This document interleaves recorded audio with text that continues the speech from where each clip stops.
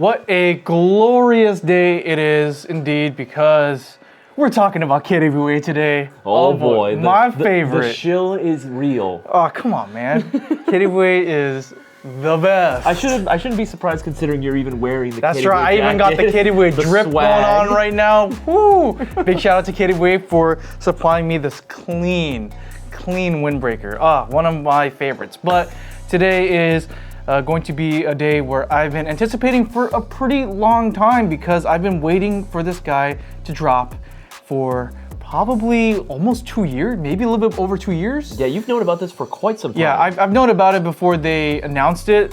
They were like hush hush talking to me about it, which is greatly appreciated, but also at the same time really sucks, because I'm like, when are they gonna drop this thing? And this finally here, it's the Kid Heavyweight ATP-Z. This one's gonna be in a little bit of a different style. We're taking a different approach in the new year when it comes to reviewing airsoft guns. We want to have it be more based around the airsoft community, and I guess you would say the kind of the thoughts or the questions some of you guys might have. And later on in the video, we are going to be answering some of your guys' questions that you guys did submit to us. So make sure that you are following us on Instagram, YouTube, and if you haven't joined our Discord already, please make sure to do so, because from now on, we're going to regularly start basically giving you guys, opening up the floor to you guys whenever we get a new airsoft gun in, or we want to talk about something, we want to open up the floor to you guys and be like, hey, what are your thoughts? What questions do you have about it? We'll try our best to answer them. But before we get into that, why don't we talk about the ATP-Z itself? Yeah, this has probably got to be one of the coolest look. I mean, just if we're talking aesthetics alone, obviously this should look very familiar. This should look increasingly familiar to a little familiar looking. But honestly, I'm not mad about that. I've always really dug the M17 320 look. I think it's really one of the coolest, most modern looking pistols that you could probably get out there, and that we see actually quite often. We don't really, it's not exactly a rare sight to see. We see several people, we know several people, we both own an M17 as well, and the fact that Kid Heavyweight is coming out with the ATP-Z, I'm all here for it. A lot of militaries, including our own here in the United States, are starting to adopt the P320 or M17 style platform. And we see a lot of even law enforcement organizations trying to adopt that style as well. So it's becoming a very trendy pistol in the real world, I guess you would say. But in airsoft, of course, it makes sense for it's all gonna trickle down. Yeah, the platform to expand from there. It is Kid Heavyweight's newest gas blowback pistol, along with the GT, and it's going to have a full metal slide with the integrated optic mount, where you can mount your optic plate and mount whatever red dot optic you choose. It's gonna have your 3-dot iron sights. Outside of that, you have some very familiar, I guess you say, P320 style controls. So you have your manual safety, the slide release, and the magazine release, all kind of conveniently located to control with your thumb. You have the Picatinny polymer lower frame here for your accessories. I love the texturing on this. Yeah, no, it is very, the texturing on it is very nice. I love the little square dot, I guess you would say, texturing on this. And then if you kind of feel around for it, because it's pretty subtle, you do get an integrated flared mag well, which is fantastic. That's greatly appreciated. Flared mag wells, I think, are very much slept on. I think more and more companies really need to start coming out with flared mag wells. Even it doesn't have to be super crazy either. Just something simple and subdued like this does make a difference. Yeah, and then even the magazine itself is also going to be textured as well on the base plate, which is nice, because when you're pulling this out from your pistol pouch to do reloads and whatnot, it's very nice to feel that, I guess you would say, like that positive kind of texturing on it. You're able to firmly grasp it, yes, as a wise scholar once said. Let's talk about the internals real quick. It's using the brand new Kid Heavyweight NS3 gas system. So this is our 3rd generation of internal, I guess you would say, gas blowback components. So the biggest part about the NS3 gas system is that they're going to be using that interchangeable FCU or fire control unit, and this will allow maintenance not upgrading because it's Kid Heavyweight, but maintenance and customization down the line a lot easier to do. And honestly, I'm actually very happy that they were able to do that, because for those that don't know, the actual 320 system is very much like that in real life, where the FCU, the fire control unit, is separable and easy to take apart. That way you're able to easily get to the guts, and it's a very modular system in itself. Yes, so we've seen that. I think probably the first widespread airsoft pistol to do that would be the SIG Air M17, which this is my personal M17 that I've used for many years. For me, I love this guy. I beat this thing, as you can see, pretty much half to death at this point. Yeah, but it is the first airsoft pistol, I guess, mass-produced to do so. So I'm just gonna quickly demonstrate for you guys, right? You split the slide and the frame, then you pop the, I guess you would say like the FCU retainer, the takedown lever out, you remove it, and after that, the whole thing just comes out. There you go. So convenient. Yeah, your hammer assembly, your trigger assembly, it's all contained into this one little self-contained unit. And then you have your frame. Very easy to change out. So for example, Isaiah, you have a P320 right here as well, as you can see. Correct. So if you want to, right, you can take apart this pistol exactly the same way that I did with my M17, and you can basically, let's say if I wanted to change out the frame, very easy to do so. It's not just the SIG air pistols that are doing it. It's not just KWA, but even companies like PTS, they're coming out with their own versions of this modular FCU. So in our PTS ZEV OZ9 pistol review, right, we featured, we showed off that it does have that modular chassis system that should, in theory, open the door for more upgrades and different kinds of customization in the future. But there's one thing that I think a lot of people, I think the reason why the community is just not gravitating towards it so hard is because as of right now, there really isn't a lot out there. PTS, right, with their OZ9, they don't really have anything right now to expand upon that platform, which is why I think a lot of people are just kind of holding their breath on that. But at least with KWA, what I can say is that they have out the gate already knew that this was going to be an ecosystem. They released things like this carbine kit right here. Yes. Functionality wise, it functions pretty much exactly the same way as it does with the GT, except this one's made for the ATP-Z, right? And this guy has that retractable little PDW style stock. Not to mention with the little really pick nice. base on top. Yeah, the pick base on top, exactly identical to the ATP GT, right? But this is made for the Z.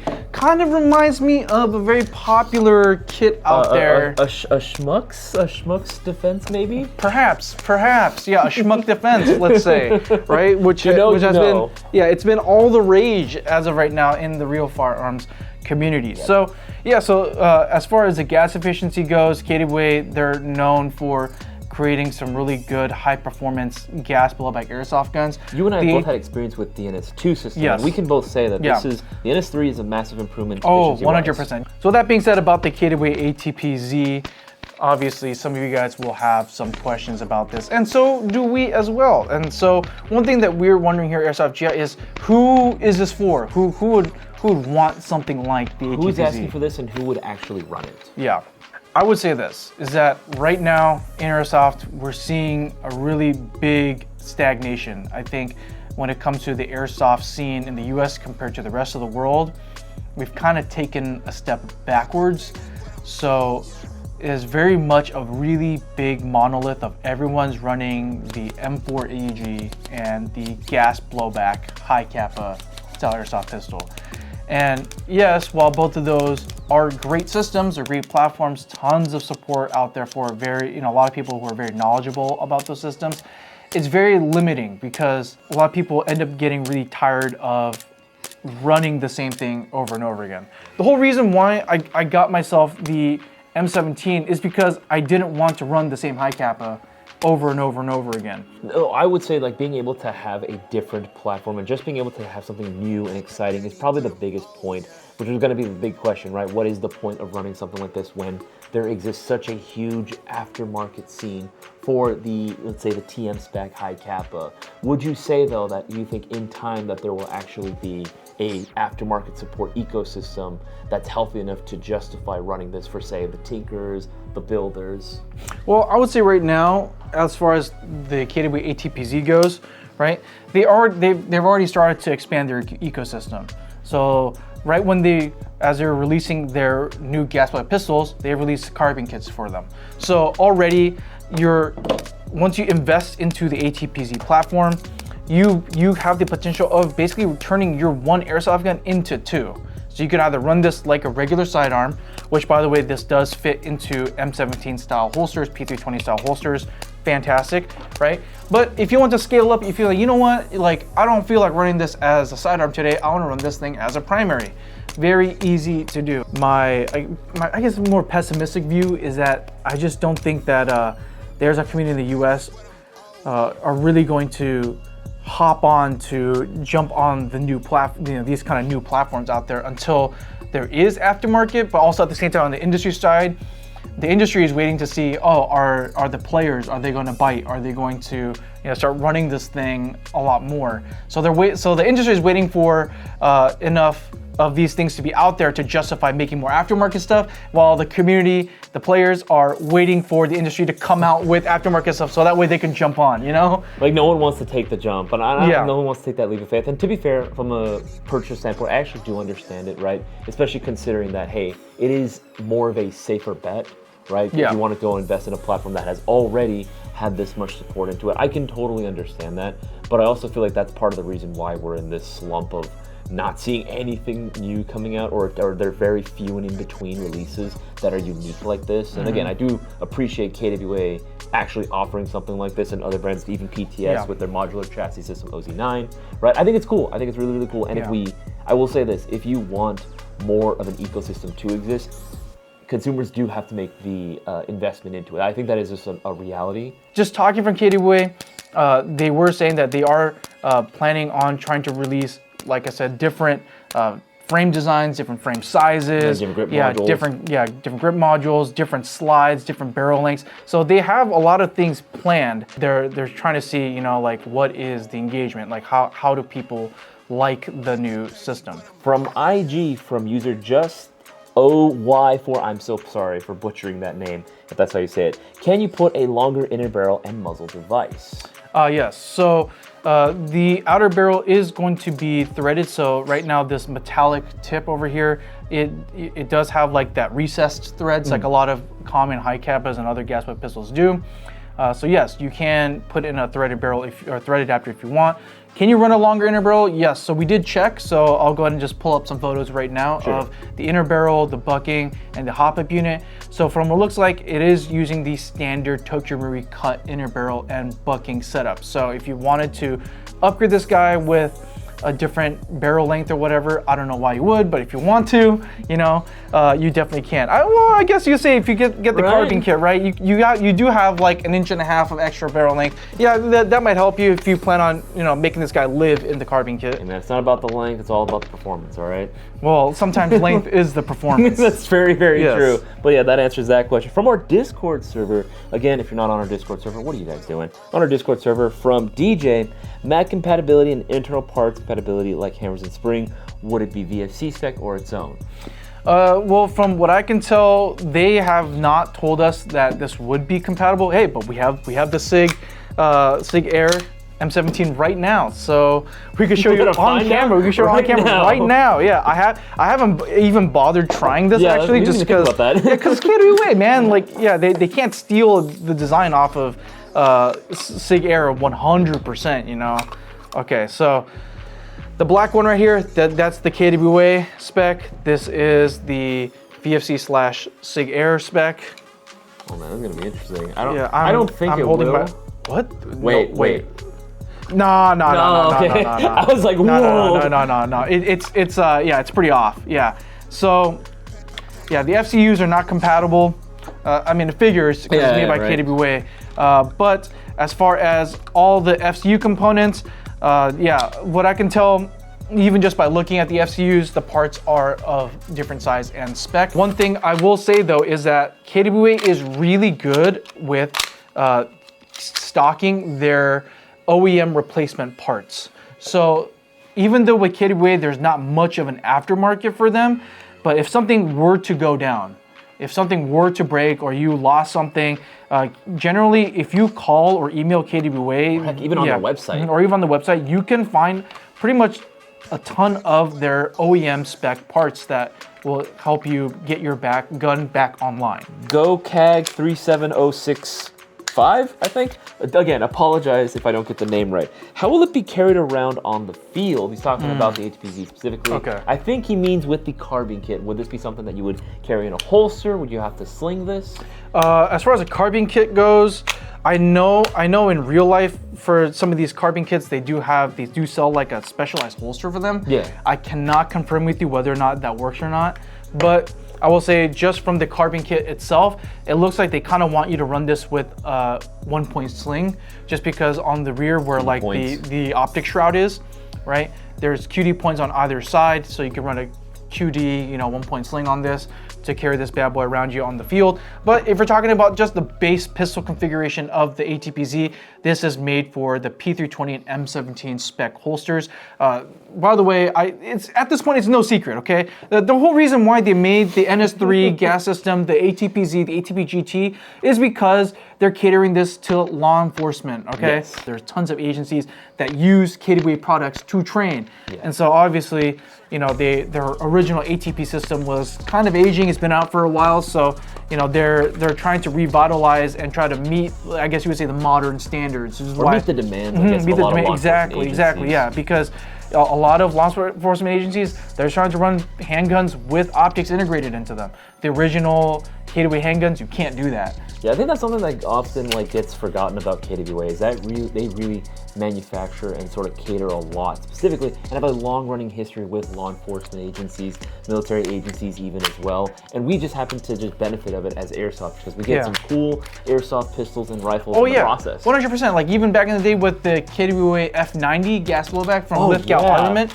Yeah, dude, gas blowback. That was a training rifle for the Australian Army. Yeah. So it's like they made that for the Australian military. For all my performance-driven guys out there, yes, you can get the ATP-Z to be a bit more competitive out there on the fields. Yes, and I guess one comment that I don't remember where I've seen it, but at some point someone was asking, it's like, well, will the carbon kit allow me to go full auto? Oh, yes. The answer to that would be no. Okay, so why is it this? Why did they not allow full auto with the carbon kit? I don't know. Well, here's the reason why.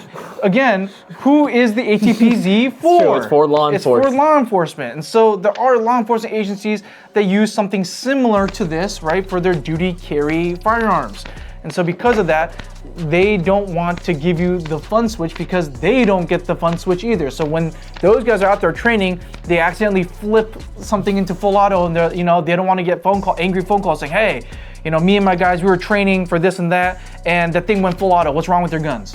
They don't want anything like that. And so that's why, it's semi-auto only. And if you look at the real life counterparts for these, by the way, in the real world, right, like the actual carbon kits for the P320, none of them go full auto. Make sure, guys, if you want to be involved in our gun review process, please make sure to check out and follow our Instagram page, as well as our YouTube community posts. Also our Discord page. Our Discord, which you haven't joined Discord already, please make sure to do so. There are tons of great guys out there willing to help each other out. Those are the real members of the Mayo gang, all right? And also, if you guys happen to have any questions for us directly, or if you have some questions about our website and stuff like that, we're always there willing and ready to help you guys out. Yeah, whether it be via email, if you guys want to send us an email with your questions, or use the live chat function on our website. It is very easy to do so. Just keep our business hours in mind, 9 a.m. to 5 p.m. Pacific Standard Time. But again, all these social media pages, you are welcome to reach out there as well, whether it be questions about an order, questions about any particular products, or look for recommendations. We are always more than willing to help you guys out and point you in the right direction. Yep, and guys, make sure to like the video, subscribe if you haven't already, and hit that bell icon to get notified every time we upload a new video. And if you want to support the channel directly, the best way to do so is by going to airsoftgi.com for all your airsoft needs, where you can find the glorious new ATP-Z, as well as the carbine kit for both the GT and the Z. And by the way, guys, please make sure to let us know in the comments down below what you think about these new modular style airsoft pistols. Now, is this going in the right direction? Is this the future that airsofters want? And if that's so, what would you like to see that you would like to receive like these new modular systems for? Let us know in the comments down below.